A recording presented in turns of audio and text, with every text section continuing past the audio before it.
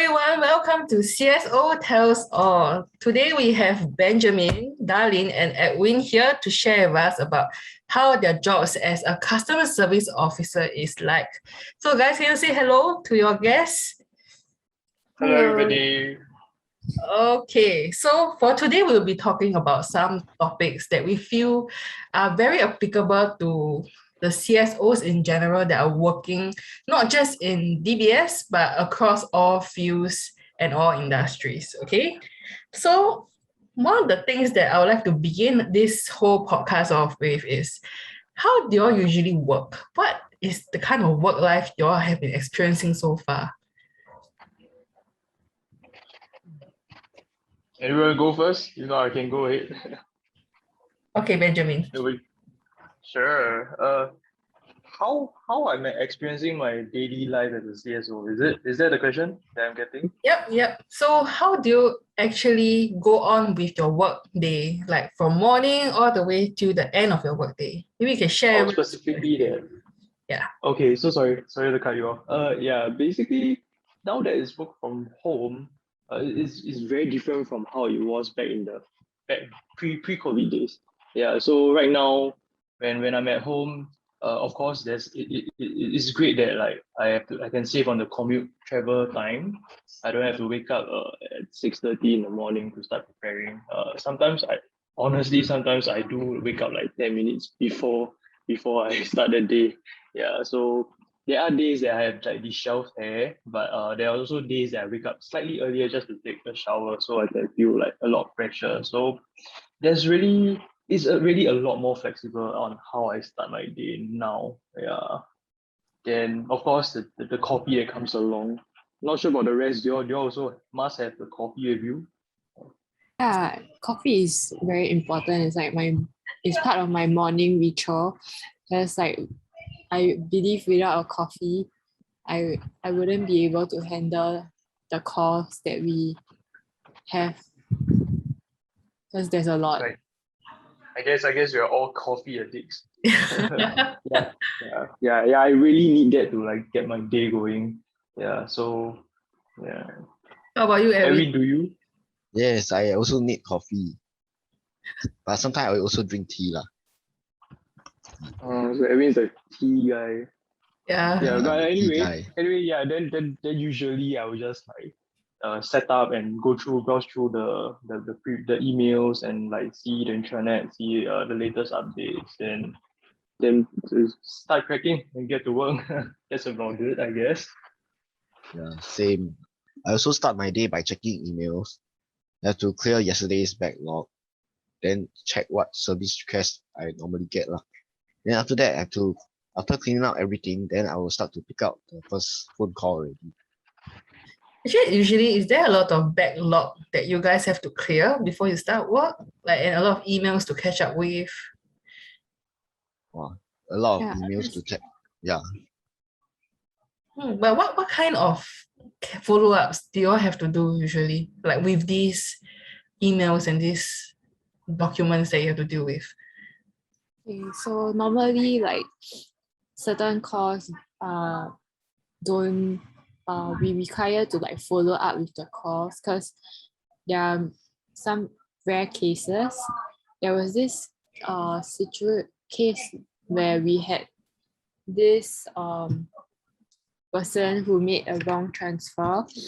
He was supposed to transfer $200 to his mom, but then he transferred $2,000 instead.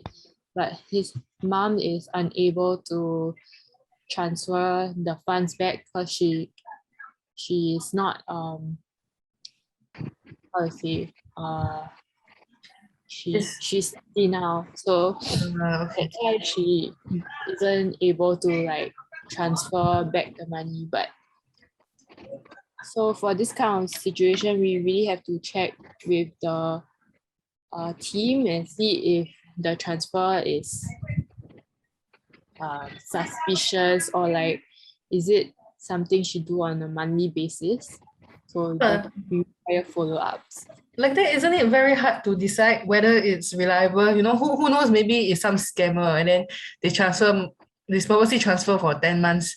then they transfer 10 months, then they tell you, oh, actually transfer wrongly, then put the money back into their account. It could be some scammer thing. Like, don't you ever have the sneaking suspicion that will happen? I Actually, mean add that on to this, add on to this, right, on the topic of suspicious and scam calls, right, I actually encountered this call like about, I think 2 months ago, that we actually received this very suspicious call that actually had the exact same scenario that Darlene just mentioned. Then when actually we did the background check, right, that is not the case. So I think there's a lot of this kind of calls out there that tries to like play with the system and try to get something out of it. Yeah, so that's definitely all this happening. Keeping you on your toes, when you all work, you all cannot just anyhow blindly pick up calls. You all need to check all the backlogs. Definitely. that's why we always do a security check before we go on with the calls.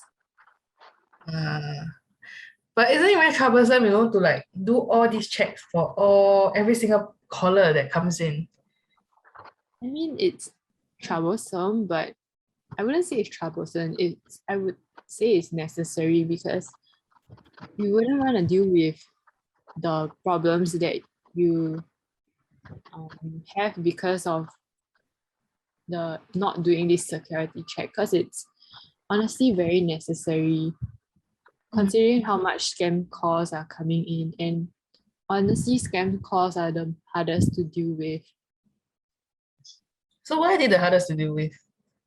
Like, what is the difference, Because it's not as easy to trace, and I feel that these days all the scammers are becoming more and more advanced. Like they really know how to scam the people if they really want to.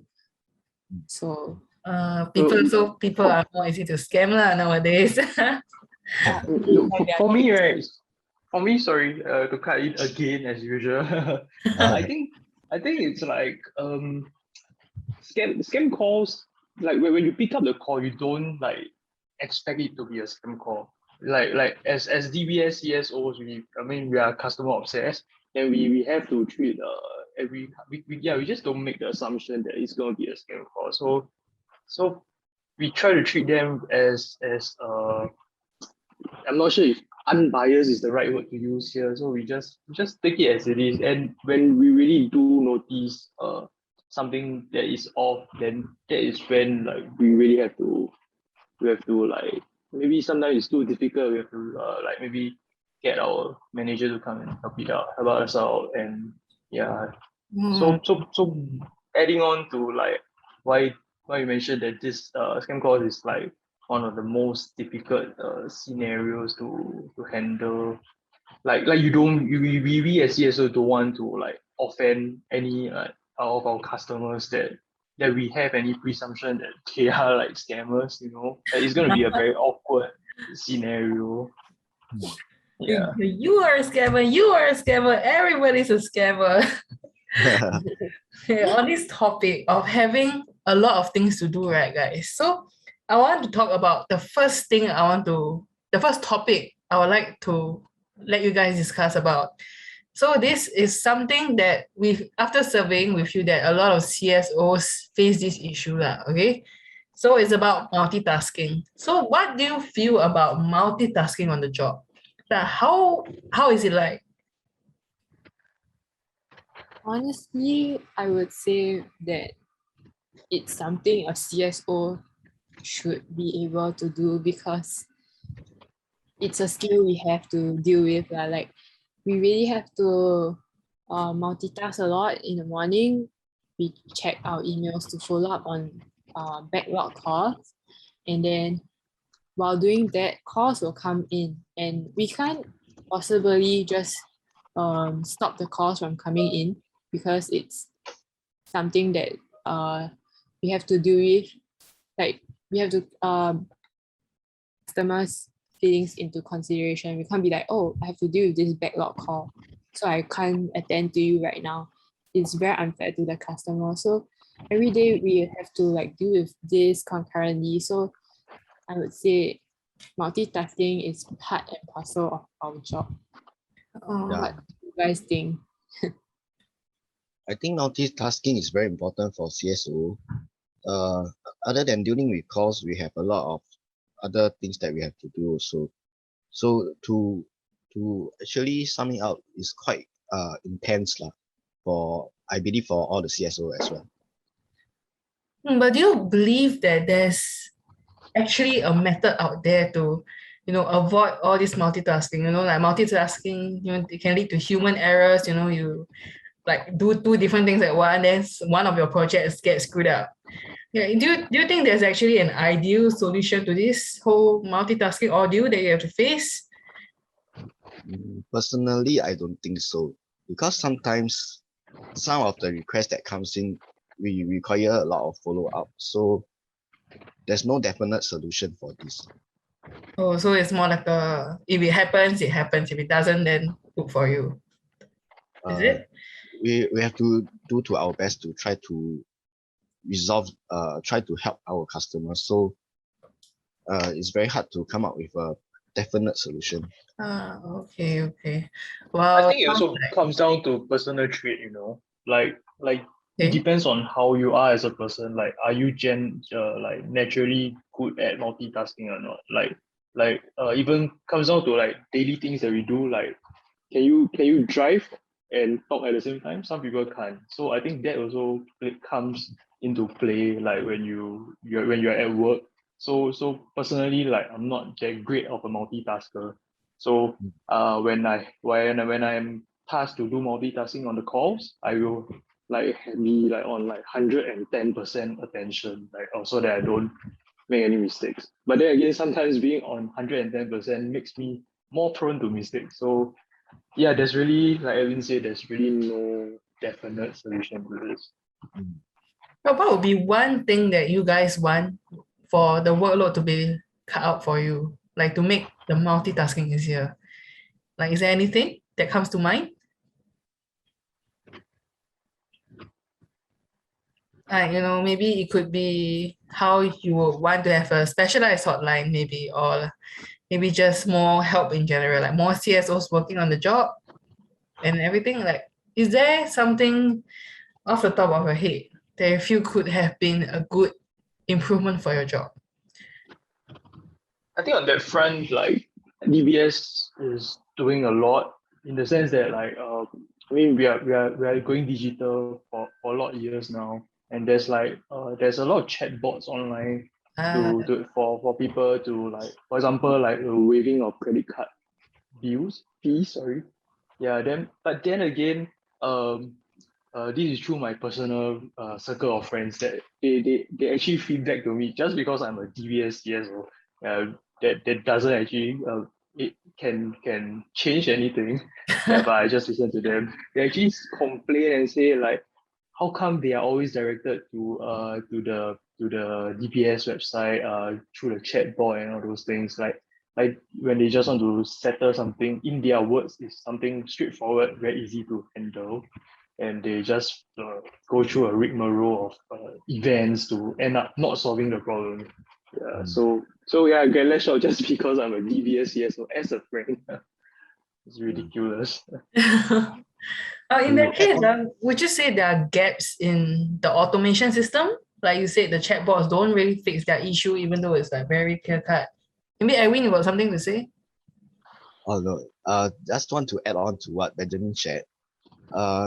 Based on what you mentioned, maybe we can also set up classes and to have more videos to help the customers on the more regular problems that they face lah. Okay. So online self-reference guides, right? Yeah, that sounds good. I would refer to these guides. I mean, I've been using YouTube and Google all my life to fix my life problems. But I think DBS do have a lot of those information on the website, but it's just the difficulty of navigating and all those things. So okay, yeah. True. Like, not sure where that falls under. Okay, I understand.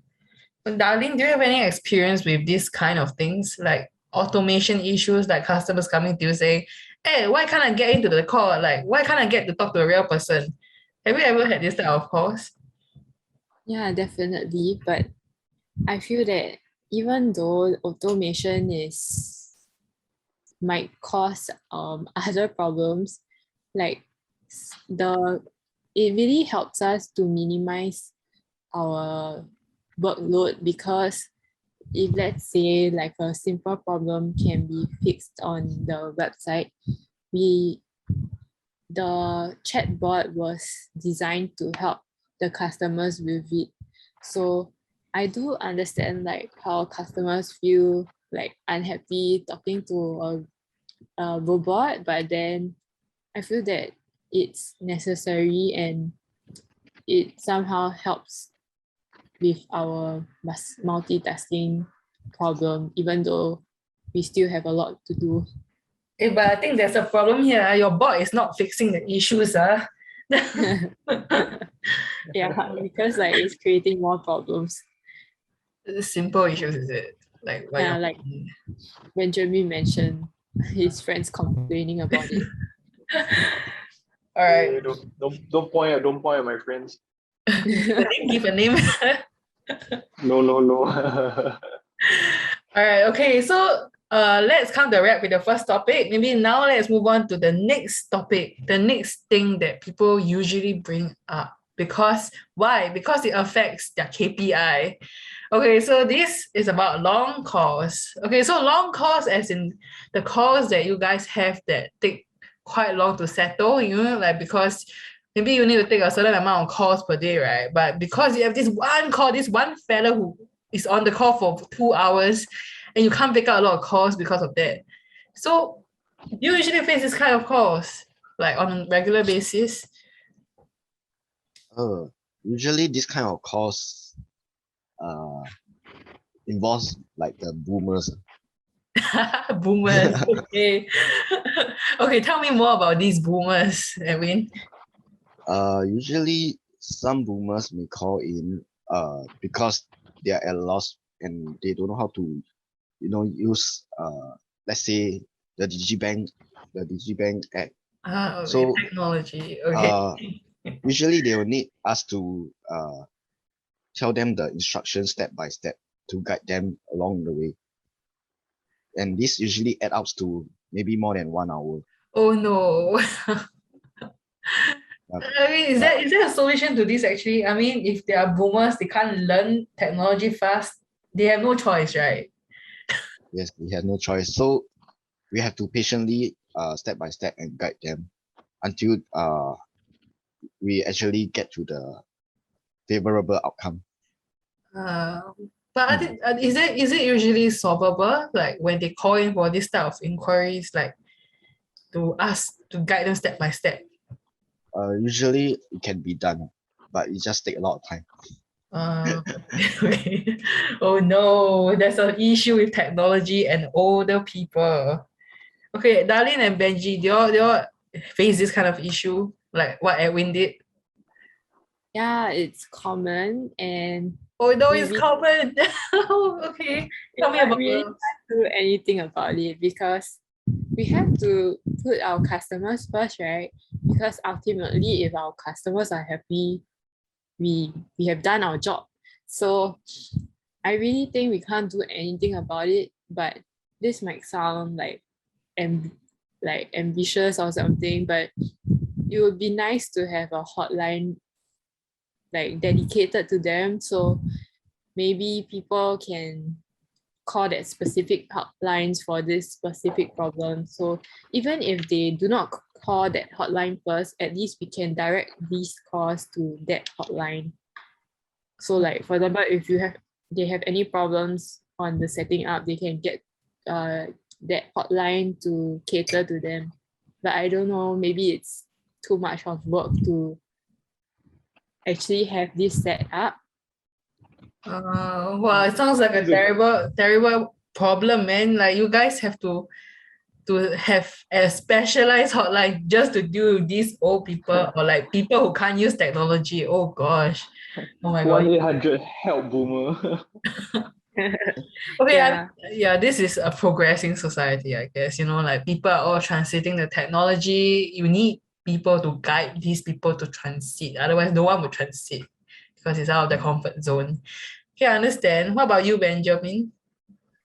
Well, actually, when you asked the question, I was waiting for everyone to jump onto it because KPI. I think the issue that all of us face as CSO, like I mean, we have our daily targets to meet. Then at the end of the day, it affects our rice bowl, how much we get for the bonus and all that thing.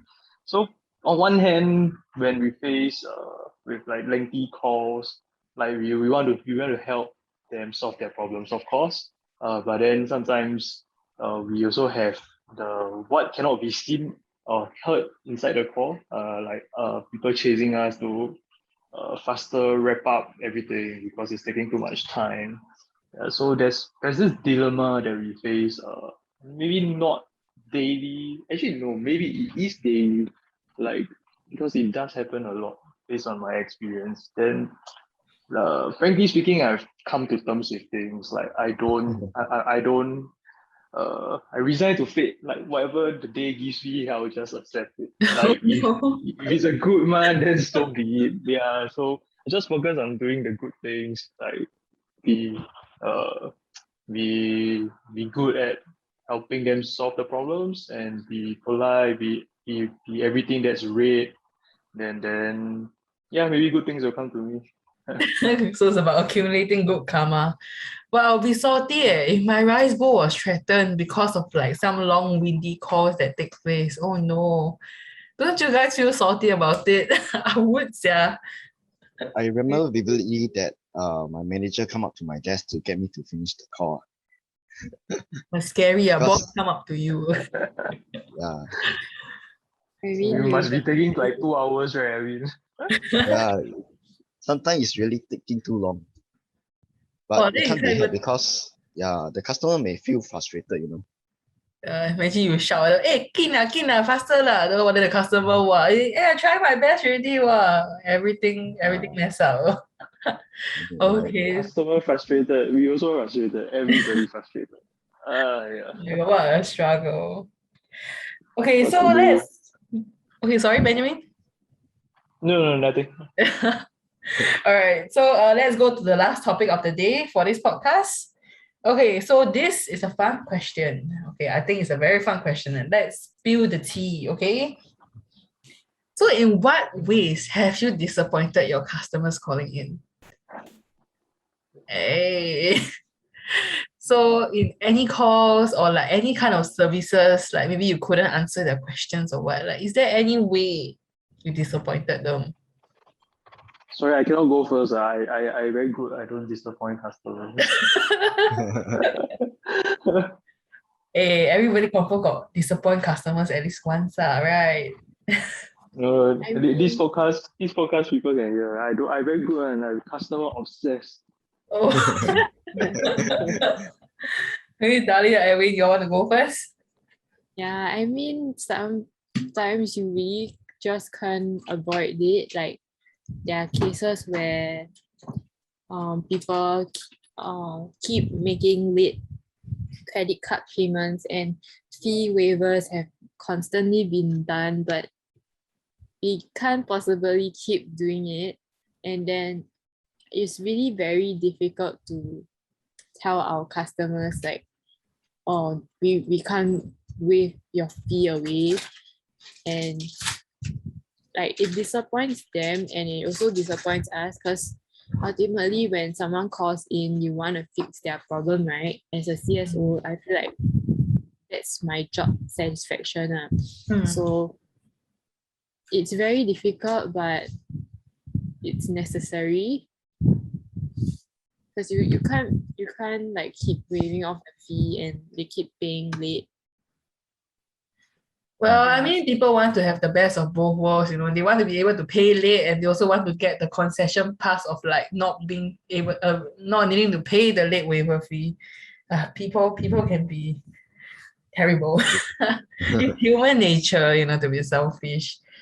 Oh. Yeah. Actually, on the topic of credit, right? Like I actually do have like one example to bring up that like I disappointed my customer, but then again, it's not really within my control because But you don't they call disappoint in. customers. No, just kidding, just kidding. Add some spice to the conversation. Yeah. But then, thinking about how I disappoint the customer is that, sometimes they apply for credit cards and that goes through like a lot of series of check behind the scenes by the bank.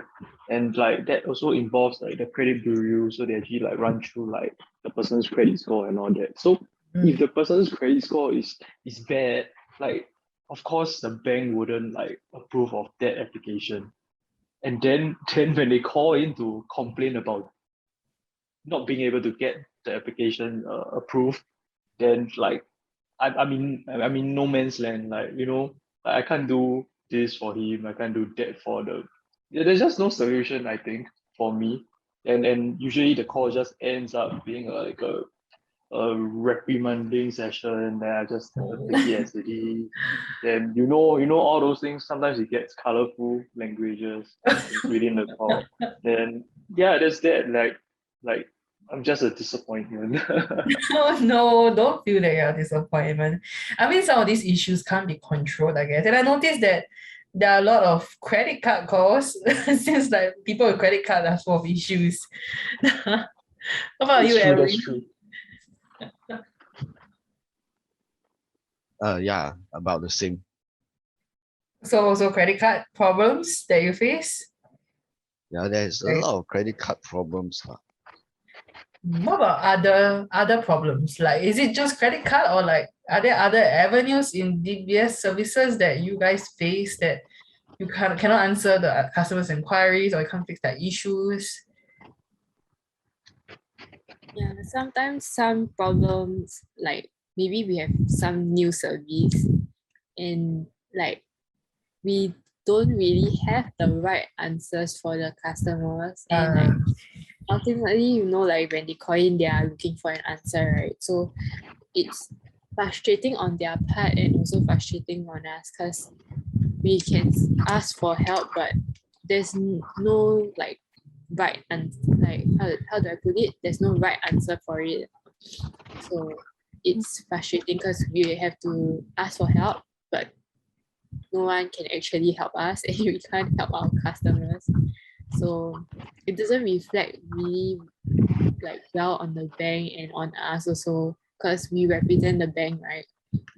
So like we hope that when there's new services or something like that, we would have more resources to answer our customers. I'm not sure if Benjamin and Edwin experienced the same thing as well, or maybe it's just me. So Yes, definitely the same. the same. Mm. How is it like for you, Edwin? Like, is it a lack of information or like what are the issues you face when you answer these customers?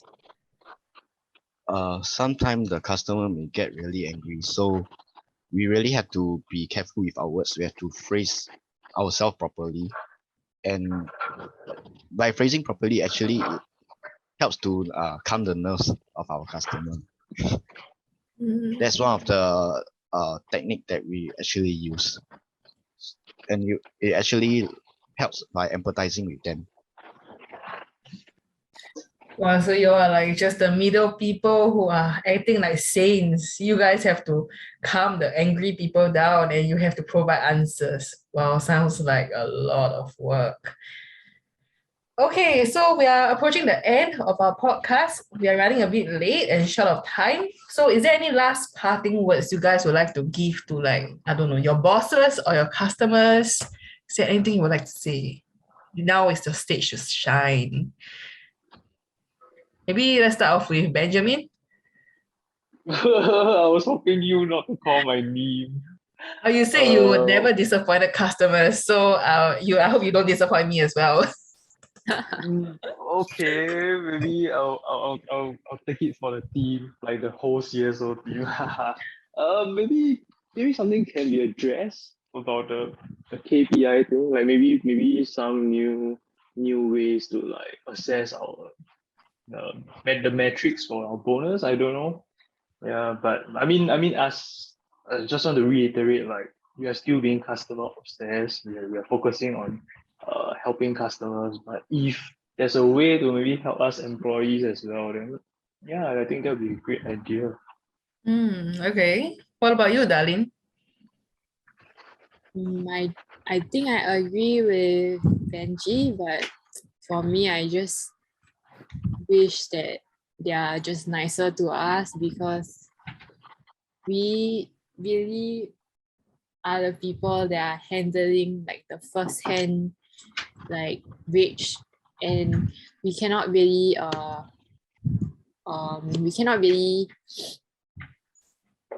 do anything about it, especially when Benji mentioned like if the calls are very long, like the KPIs will be affected. Maybe a different form of way to measure our efficiency. Yeah. Okay. Last one, Edwin. What would you like to tell people out there?